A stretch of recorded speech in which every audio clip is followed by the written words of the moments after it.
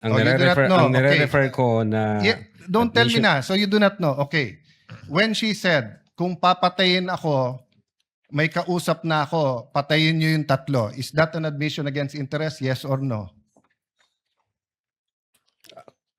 based on that utterances, sir, yes, I think so. Yes. O kakasabi mo lang kanina, I don't know. Ngayon, yes.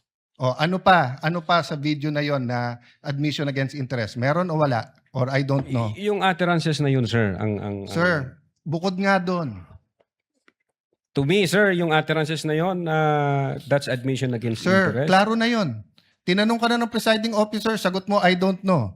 Tinanong kita ng diretso na sa video, biglang you know, biglang sasabihin mo na yun utterance na yon. So ang tanong ko na ngayon, bukod doon, aside from that, Sir, ulitin ko po yung sagot ko.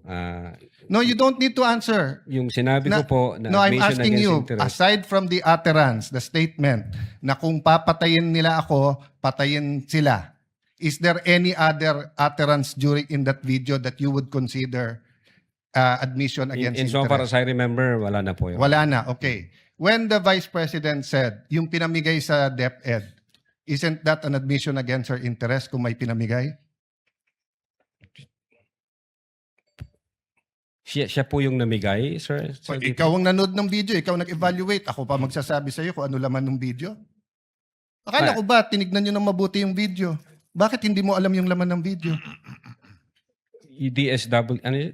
Sir, pwede ko pong tingnan yung sinasabi No, niyo. no. So you Specific. do not know what the alaman ng video?